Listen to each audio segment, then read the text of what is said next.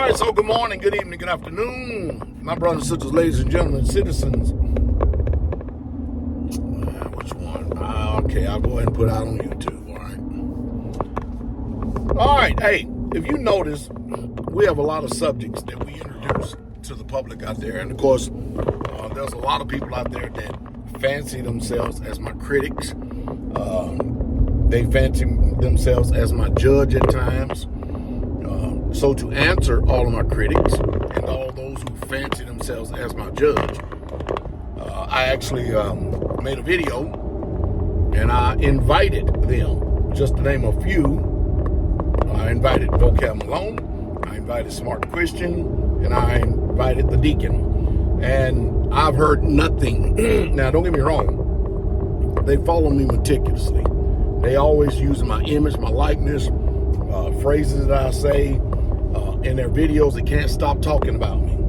Now, to me, they're totally irrelevant, but they literally just cannot stop talking about me. So anyway, we've been on the subject of biblical marriage. And of course, anytime that I make a statement or ask a question about biblical marriage, you start to watch a lot of logical fallacies be committed. Now, I know that in everyday speech, everyday talking language, a lot of people don't know what a logical fallacy is. And just by hearing the term logical, and then you hear fallacy, you make it think that, you know what I mean, it's just a flat out lie. They trying to lie, tell a fairy tale or something like that. But no. A logical fallacy is something that's often committed in debate or in discussion of a subject in order to direct your attention away from the subject matter at hand. And the one I'm talking about right now is red herring. See, I could actually propose a question, and I'll give you an example. Well, can you show me in the scripture or the whole of the Bible where the creator of the universe says a man having more than one woman is a sin? Then this is when you start to, but you have to understand the tactics of debate. And if you don't, you won't understand what's going on, for instance. So what happens then is they'll start totally diverting your attention away from the question at hand. Something which is totally irrelevant from the subject. Has no bearing whatsoever at all with the question, but they're introduced something like, the law of first mention says that Adam had Eve. But you're not addressing the question. And so people do a lot of tap dancing and mental gymnastics like this, a lot. And then if they can't get the listening audience to believe what they're saying, or they don't believe what they're saying, then they'll revert to another logical fallacy, which is often committed in debate or in speech or when you are speaking about a certain subject. So the question is again, can you show me anywhere in the scripture where a man having more than one woman is a sin? Well, then they'll say, well, you see, it's because that's what he wants. And because, that's what he wants. And you know what? And not only that, but, this is what having more than one woman does. They all have problems. They all have great situations and just extraordinary amount of problems that, it's just bad for business. Well, see, what they just got finished doing is not only diverting your attention, but then they also try to make a personal attack, or they inserted something that they have no idea of what the person is actually asked a question about lives, does, understand, comprehends at all. The whole idea is that they're trying to sway to persuade your mind away from the subject matter at hand. So there's a bunch of fallacies that people commit, especially when speaking about this particular subject right here. They like moving the goalposts. They like diverting attention. They like character assassination of someone, even though they don't know those people. They like bearing false witness, which that would actually fall in an ad hominem as well too. But these things are often committed over and over again. I mean, over and over again, even in law. And you look at courtroom strategies and procedures. You go to a courtroom and you start hearing these attorneys speak. They're speaking this dog Latin, and they're committing so many logical fallacies that it literally has the jury and everybody out there listening their head in a tailspin, like, what in the world?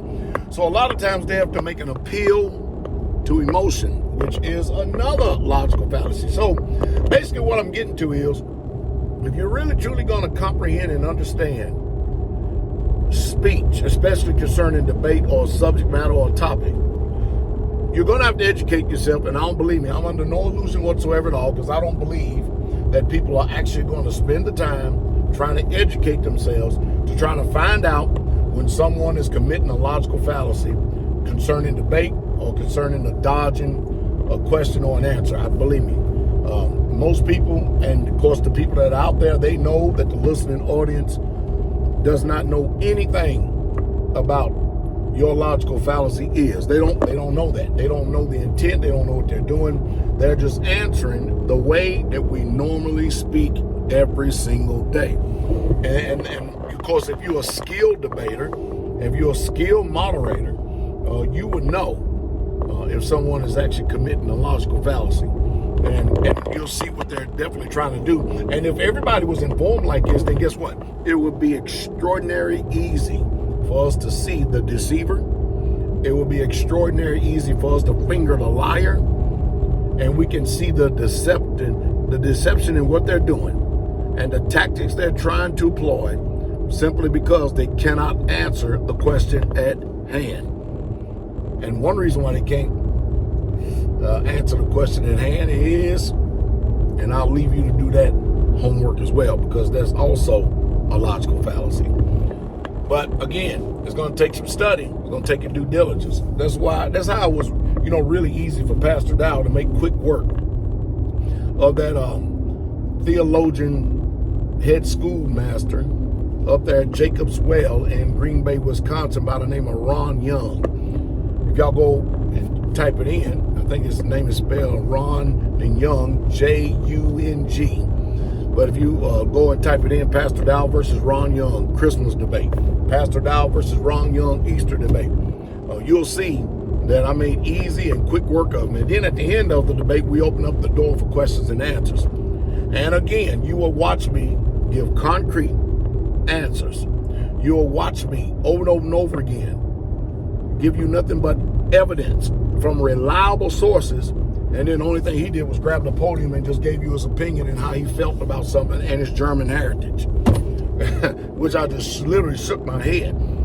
And believe me, we live in a world and a society and a time today, in this day, time, and hour that we live in right now, that most people, they are not concerned with truth at all in the inward parts. Not at all. They're not even concerned about it. They're concerned about appealing to people's thoughts, appealing to people's traditions and the commandments of men, and making void the commandments of Yah. They don't really truly care about it. It's just that, if you're already deceived, how can you tell the truth if you're deceived? And if you're speaking to a bunch of people that's deceived and doesn't use self-autonomy, independent thinking,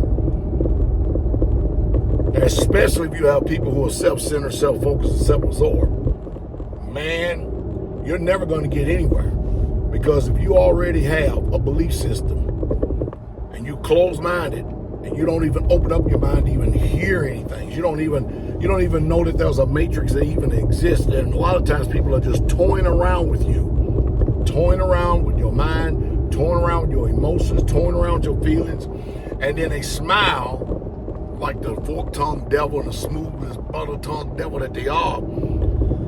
You thinking that they gave you the answer truthfully, but it's something that you've already been hearing and have always heard. And you think that they just answered truthfully, when really, when they got finished cutting that Diablo smile, they didn't do nothing but just lie to you, thereby making quick work of your footprint and footstep on a one-way journey to burn. I call that toying around with people's soul.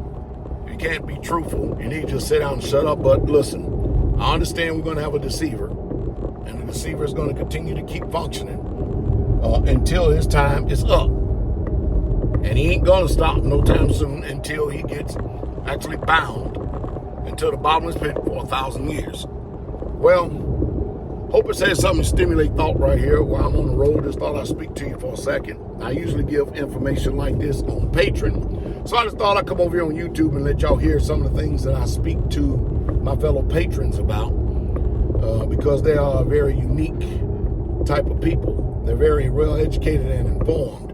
My name is Pastor Dow. Welcome to the University of the Painful Truth. For King and the Kingdom, I bid you shalom.